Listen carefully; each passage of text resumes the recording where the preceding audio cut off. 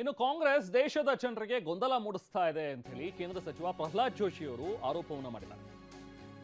ಸುಮ್ಮನೆ ಪೆಟ್ರೋಲ್ ಕೊರತೆ, ಡೀಸೆಲ್ ಕೊರತೆ ಆಗ್ತಾ ಇದೆ, ಗ್ಯಾಸ್ ಕೊರತೆ ಆಗ್ತಾ ಇದೆ ಅಂತ ಹೇಳಿ ಸುಮ್ಮನೆ ಹೇಳಿಕೆಗಳನ್ನ ಕೊಡ್ತಾ ಇದ್ದಾರೆ. ಪೆಟ್ರೋಲ್ ಕೊರತೆ ಆಗತ್ತೆ ಅಂತ ಹೇಳಿ ರಾಹುಲ್ ಗಾಂಧಿನೇ ಹೇಳ್ತಾ ಇದ್ದಾರೆ. 40 ದೇಶಗಳಿಂದ ಭಾರತಕ್ಕೆ ಪೆಟ್ರೋಲಿಯಂ ಉತ್ಪನ್ನ ಬರ್ತಾ ಇದೆ. ಸಿಲಿಂಡರ್ ವಿಚಾರವಾಗಿ ಜನರನ್ನ ಅವರು ತಪ್ಪು ದಾರಿಗೆ ಎಳಿತಾ ಇದ್ದಾರೆ ಅಂತ ಜೋಶಿ ಅವರು ಹೇಳ್ತಾರೆ. ಅತಿಯಾದ ಬುಕ್ಕಿಂಗ್ ಆಗ್ತಾ ಇರೋ ಕಾರಣದಿಂದಾಗಿ ನಾವು ಮಿತಿ ಹಾಕಿದೀವಿ ಬಿಟ್ರೆ 33 ಕೋಟಿ ಮನೆಗೆ LPG ಸರಬರಾಜು ಆಗಿದೆ.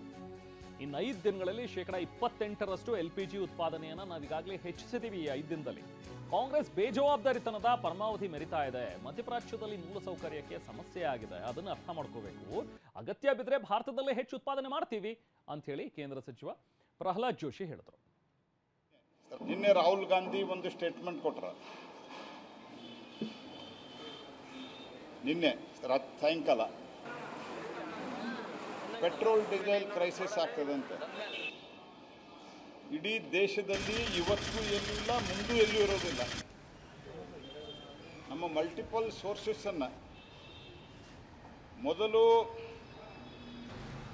ಒಂದು 20-22 ದೇಶ ಇದ್ದದ್ದನ್ನು 40 ದೇಶದಿಂದ ಇವತ್ತು ಪೆಟ್ರೋಲಿಯಂ ಪ್ರಾಡಕ್ಟು ಬರ್ತಾ ಇದೆ. ಇದರ ಬಗ್ಗೆ ಸನ್ಮಾನ್ಯ ಹರ್ದೀಪ್ ಸಿಂಗ್ ಪುರಿ ಅವರು ನಿನ್ನೆ ಭಾಳ ವಿವರವಾದಂಥ ಹೇಳಿಕೆಯನ್ನು ಕೊಟ್ಟಿದ್ದಾರೆ.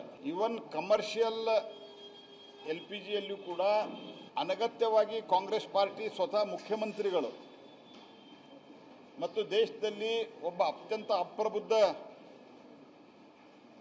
ಅಪೋಸಿಷನ್ ಲೀಡರ್ ಜನರನ್ನು ತಪ್ಪು ದಾರಿಗೆಳೆಯುವಂಥ ಪ್ರಯತ್ನವನ್ನು ಮಾಡ್ತಾ ಇರೋದ್ರಿಂದ ಕಮರ್ಷಿಯಲ್ LPGಯಲ್ಲಿ ಬುಕ್ಕಿಂಗ್ ರಶ್ ಆಗಿರೋದ್ರಿಂದ ಆ ಬುಕ್ಕಿಂಗಕ್ಕೆ ಒಂದಿಷ್ಟು ರಿಸ್ಟ್ರಿಕ್ಷನ್ ಅಂದರೆ ಒಂದು ಲಿಮಿಟೇಷನನ್ನು ಹಾಕಿದ್ದು ಬಿಟ್ಟರೆ ದೇಶದಲ್ಲಿ ಯಾವುದೇ ರೀತಿಯಾದಂಥ ಕೊರತೆ ಇಲ್ಲ ಅನ್ನುವಂಥದ್ದನ್ನು ಅತ್ಯಂತ ಸ್ಪಷ್ಟವಾಗಿ ನಾವು ಹೇಳಿದ್ದೀವಿ.